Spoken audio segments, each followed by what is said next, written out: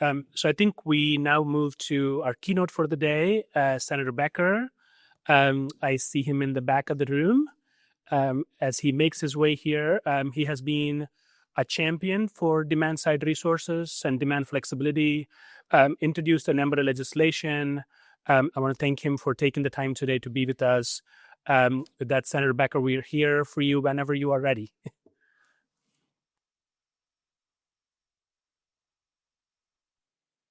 Maybe just start clapping now so we don't have to waste his time as he joins the...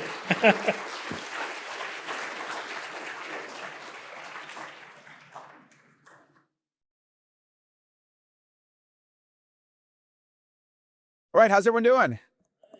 All right, wow. We got the chair in the front row right there. I didn't see it. Awesome. Well, thanks for giving me a pre-lunch spot. I know that's important in these conferences. First of all, I just want to say how lucky we are to have such wonderful public servants. And I'll pick up on some of the themes. I only caught the end, but on equity, build-in, market, keeping those smallish panels, a lot of things I just heard there at the end. But please, let's give another round of applause for the incredible public servants that we just heard here. Especially my former colleague, Nancy Skinner. We miss her greatly, but I'm really excited that she's at... Oh, you're still there. Okay. I thought you left. Okay. I'm still so glad that she's at the CC. It's just so exciting. We really have an incredible lineup across those key agencies right now. Okay, good. Well, so this is a wonky crowd, right? We're all here to talk about demand flexibility and load shifting. Well, I will tell you that I had a 7 a.m. text thread with 3 of my colleagues about load flexibility and demand flexibility. So, that's, and the Senate's so small, that's 10% of the Senate was having a 7 a.m. text thread on load flexibility. You'll be happy to know. And they're very supportive. So, but, outside of the room, I don't know how many people know those terms. And I think the way we need to change a little bit the way we talk about the issue. Too often we describe demand flexibility in things that sound like sacrifice, right? Turn off your air conditioning and hot days to help the grid. Don't charge your car from home, or when you get home from work, don't plug it in right away. Don't run your dishwasher in the evening. And so, I don't know if you've noticed, but a lot of folks are not in the mood, especially these days, to kind of do that kind of sacrifice for the greater good. Some are, but not all. But here we know what demand flexibility is all about. We know it's an enormous opportunity to support growth, to accelerate our climate progress, to improve reliability, to lower energy bills, to put money in people's pockets, all for doing things that they will hardly notice. And I just want to say a little bit about my background because it's a little different from most in legislature. So for many years, I was an entrepreneur and also clean energy investor, started a fund in 2007 in kind of maybe some say the early days of clean tech. And because it was a small fund, we focused on what we called the extended green economy. So, of course, we looked at things like energy efficiency. That was important. We were seed investors in O-Power when it just started out. And we spent a lot of time looking at things in that space. And so it's always been of great interest to me, which is, probably why they invited me here today. But I'm excited now to be chairing the Energy Committee in the state Senate to hopefully bring some of these ideas from the edges to the center of our policy. So we need to tell that story about what I just talked about lowering bills, about putting money in people's pockets. And that story is absolutely true, especially now that we're suddenly seeing a large demand growth and the grid is struggling to accommodate it. We're all hearing about data centers are kind of like sacks of money running around, like David Roberts says, looking for anywhere that has enough power. And the good news is that there is power available 99% of the time. It's just a very small number of hours where that is limited, where that capacity is limited.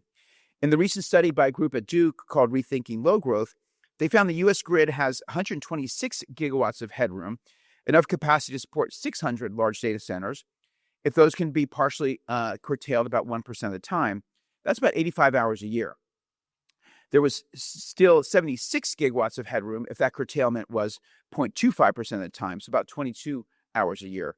And there's a lot of potential here in California, too. That same study within the CAISO area found that It estimated 5.9 gigawatts of headroom for 1% curtailment and 4.2 gigawatts for 0.25% curtailment.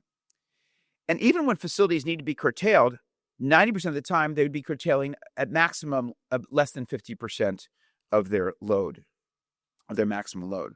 And we know these data centers would be willing to pay a lot for access to power as soon as possible. And there's no faster way than to make use of demand flexibility to fit them into the spare capacity that we have. So there are two ways to look at this. First, we could accommodate gigawatts of new load and support a lot of economic growth if that new load could be flexible. That could mean they're willing to curtail occasionally, or it could mean they switch over to their backup capacity, generators or batteries, during those times when the grid needs them to reduce demand. These data centers are all going to have backup power anyway, so there's really almost no extra cost for them to switch to backup power when the grid needs it. On the other hand, that demand flexibility could come from customers in the same area. How much would a data center be willing to pay for demand flexibility from other nearby customers that opens up the headroom that the data centers need? The Duke study looked at this in terms of handling load growth specifically from data centers, but there are a lot of other sources of load growth, as we all know. Right? We need to get new housing connected. We need to provide power for EV charging. This has been especially a problem for fleet charging depots that are needed to support the switch for electric trucks and buses. We also want to make California an attractive place to invest in manufacturing and other businesses. All those businesses need new power. My friend they were trying to build the first quantum computer company based here. They didn't think they had enough reliable power, so they went to Chicago. Now he spends 2 weeks a month in Chicago building it there. So all these people need power, and they need it soon, not at the pace that our utilities have been able to upgrade the grid to provide that new capacity. So the lack of power is holding us back. But the great news is it doesn't need to, right? And that's what we all know here in this room. We have enough power most of the time. So demand flexibility is what unlocks this potential. It's a thing that businesses need to get power fast. It's a thing that helps us build charging depots so we can clean up transportation. It's a thing that gets new housing ready for occupancy faster. So we need to tell that story. The other great news is that demand flexibility is one of the most important levers that we have in the short term to reduce electricity bills. And you may have heard, if you haven't noticed, affordability is the number one buzzword in Sacramento in the legislature right now. Electricity prices are way too high. It's a problem for household budgets, and it's also a problem when we're asking people to switch to EVs, to heat pumps. These high electricity bills and rates are a big problem for our climate policies. So one way to lower electricity rates is to support more demand without investing in more infrastructure. Every dollar we get from selling selling power to EV charging depots or to a new data center can help us to pay for all the poles and wires and generators that we already have. And that lowers rates for everybody else. Using demand flexibility to support new load faster is a big affordability story, and we need to start talking about it that way. I have to admit, until recently, I didn't really understand myself just how much extra capacity we already have paid for on the grid today. Looking just at generation capacity, the average load in the CAISO area is between 40 to 50% of the annual peak, and even at that peak, we have some reserve capacity. Think about that. We've invested tens of billions of dollars into infrastructure, which is underutilized most of the time. I haven't found good data yet on the utilization of our distribution grid, but is likely to be even more underutilized. Maybe we can learn some lessons from Australia on this. By the way, can you hear me in the back? Is good? And the mic? Okay, excellent. Thank you. From Australia. So Australia, a group there has developed a new set of metrics for evaluating how well they're using different parts of the distribution grid, looking at both the peaks and at something like a capacity factor. How much energy is being delivered in total across all hours compared to the total capacity of that segment of the distribution grid? What they find is that most parts of their distribution system are being used at less than 25% of capacity, more than half of all hours. That is a lot of spare capacity. And again, the key to unlocking that is demand flexibility. The problem is that we base our available capacity today on worst case peak loads, and that prevents us from using this spare capacity that we have most of the time to serve demand during all those non-peak hours. If we managed our roads like we manage the grid, we'd stop allowing cars to be registered for use in California roads as soon as one more car might lead to a traffic jam once a year on the most congested road in the state, right? Think about that analogy. Most of the times, the roads would be practically empty. That might sound good for people who commute and are stuck in traffic today, but it would be like a massive underutilization of our roads. And we'd be spending astronomical amounts of money to widen roads to deal with these worst case, conditions. Unfortunately, that's a lot of how we manage our grid today. No wonder rates are so high. If we want to improve this situation, we need to answer a series of questions. Number one, where is the spare capacity? And how much peak demand reduction is needed to unlock it? Number two, how much would it cost to get that peak reduction?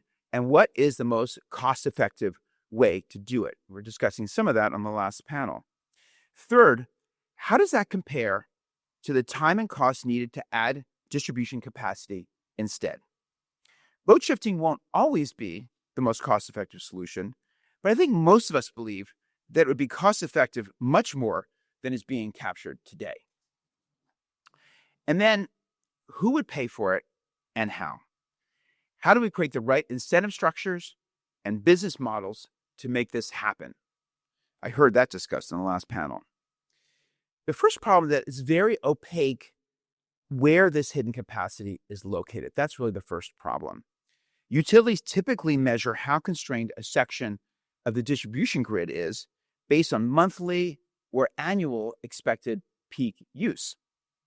But that information isn't widely available, and it doesn't tell us anything about how much peak reduction would be needed to open up additional capacity. We need this kind of information. I think I'm doing well because Sid was nodding his head, so I think I'm doing okay.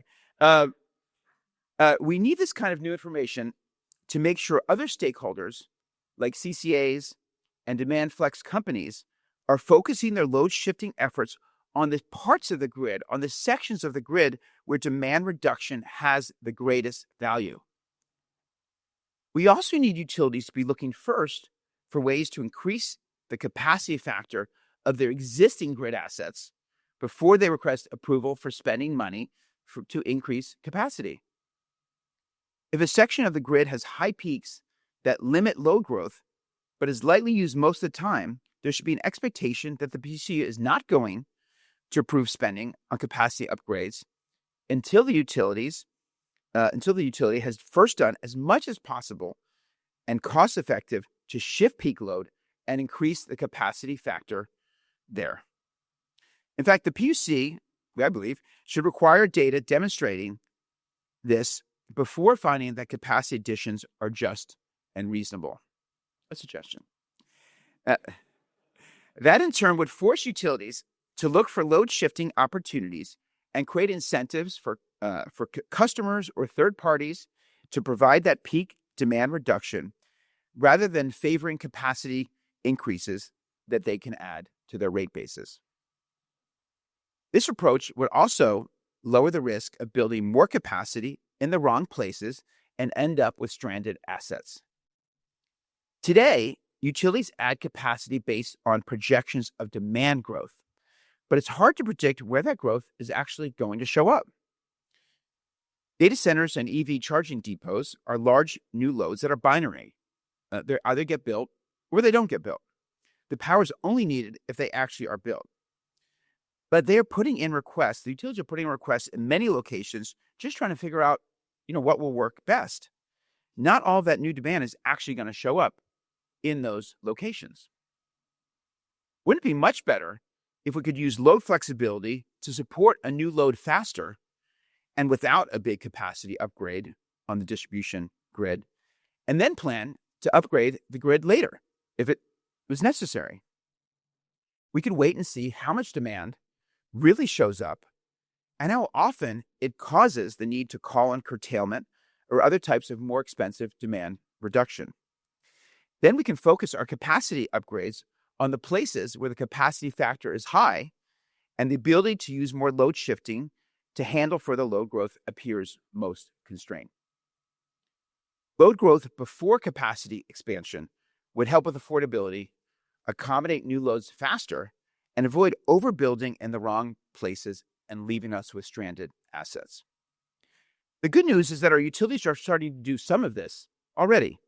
Both PG&E and SCE are testing out something they call flexible interconnections.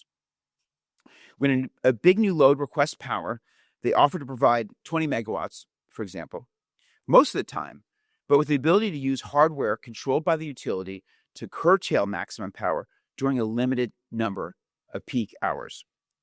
The customer is happy to do this if it means getting power sooner, which has been an issue here in California, and maybe get a reduction in electricity rates in exchange for that flexibility. This seems like a very promising approach, but it's just one example. There are many ways to unlock demand flexibility. To make better progress, we need to get the incentives right, as we talked about in the last panel. But unfortunately, incentives are kind of lacking today. I think the right incentives are lacking today. We have time of use rates, but those are basically the same everywhere, regardless of whether the local distribution grid is heavily congested or not heavily congested. They don't support additional demand reduction in the most important places. Even if time of use rates don't vary locally, they could at least have a large difference between on-peak and off-peak rate that is reflected in the T&D portion of the rate, rather than only varying the generation portion of the rate. They could also make a distinction between nighttime off-peak, when we need to run gas plants and import power, and daytime off-peak, when higher demand could take advantage of very low-cost solar power that may otherwise be curtailed and which sometimes causes backflow concerns in local distribution grids. Why do we treat nighttime and daytime equally today in our time of use rates? They're literally as different as night and day.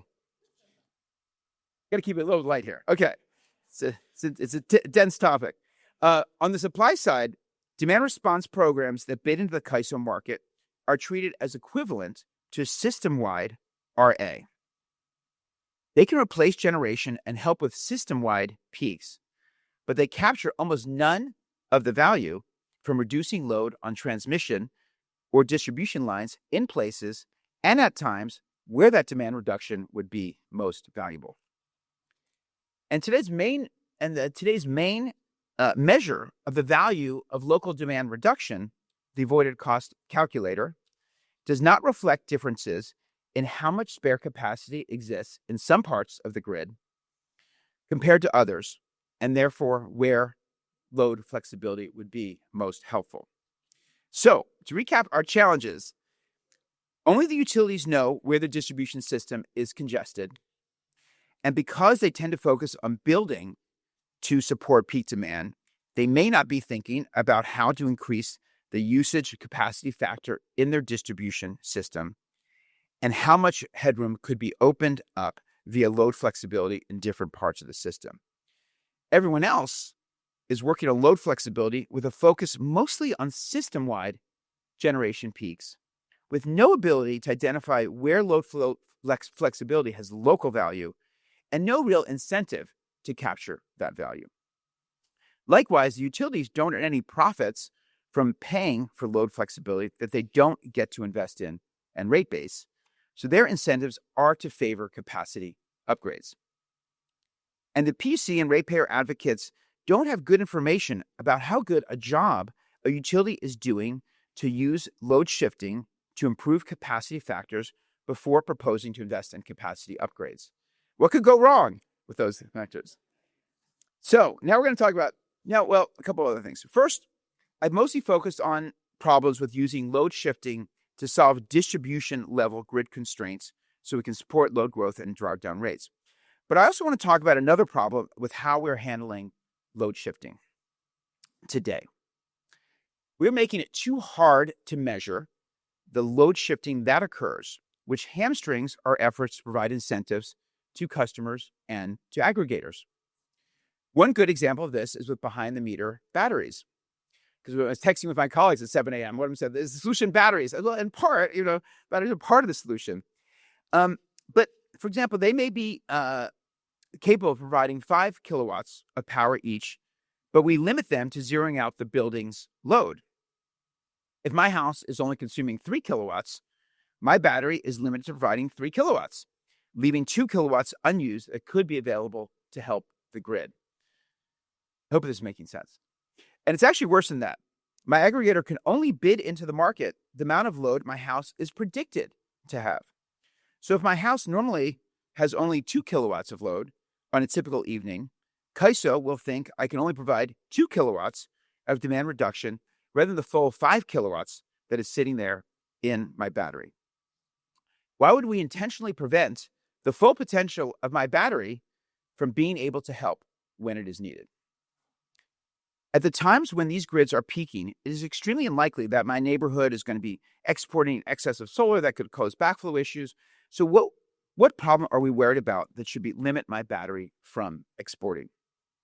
Fortunately, we may make progress on this issue. As I understand it, the CAISO is currently considering a proposal that would allow battery exports like this, and I hope they will act on that soon. Another problem is that most households will soon have multiple devices that can provide flexibility.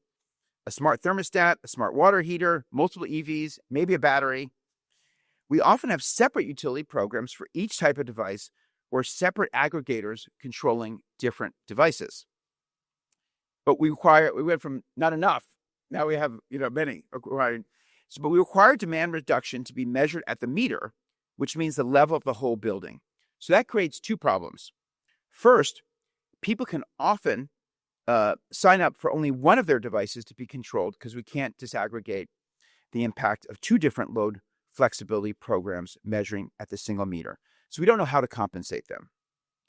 This leads to programs competing for the same customers and cannibalizing each other, causing customers to drop out of one program with one device in order to join another program with a different device. How do we make sure that multiple devices can be used to provide demand flexibility? Second, even when there's just one device being controlled, it's difficult to measure its impact when buried within other choices being made at the home. For example, we can see that a battery has reduced a home's load to 0, but we can only guess what the home's load would have been otherwise, even though the battery system obviously knows exactly how much it's discharging. Both of these problems could be addressed with so-called device-level management, where we could allow a device's performance to be measured directly at that device. I was glad to hear the CEC is planning to test this approach this year within the demand-side grid support program, which we also have to save, the demand-side grid support program. I realize that we can applaud for that. That's real. I realize that we need to be careful about the rules here, so we're not compensating people for demand reductions that aren't actually occurring. But we also can't make perfect the enemy of the good. This needs to be easy enough and clear enough to motivate people and companies to participate with confidence that they'll be compensated fairly when they do provide demand reductions. Okay, talked a lot about problems, running low on time. What can we do to fix this? Well, I'm a legislator, so you won't be surprised to hear that I have a bill, which is SB 541, that is trying to address some of these problems. The CEC established a goal of 7 gigawatts of load shifting by 2030. It estimates that we're getting about half of that today. Is that right? About half of that today. So the first thing my bill does is try to create some personal responsibility for making that happen among the utilities and the CCAs. Where does the CEC think that amount of load shifting could be coming from? And how much progress could each utility be made in capturing it? The bill also looks at, secondly, how we can better understand how well the distribution system is being utilized for the reasons I mentioned earlier, and where it would be most valuable to get more load shifting in order to avoid capacity upgrades or free up headroom for new load. Third, it also asks the PUC to consider making changes to time of use rates in response to the issues I mentioned earlier with daytime versus nighttime off-peak and having time varying prices for the transmission and distribution components of the race. As I said at the start, demand flexibility is kind of a wonky issue, but it doesn't have to be. The biggest issues facing the electricity system today are affordability, number one. Number two, avoiding outages on the hottest days. Number three, enabling the clean energy transition by providing power to electrify transportation and other sectors, and just handling the load growth in general. Demand flexibility is the answer to all of these challenges we have, and maybe the largest and fastest option that we have too. I'm glad to see so many smart and dedicated people who are working on figuring this out. Thank you for having me here today.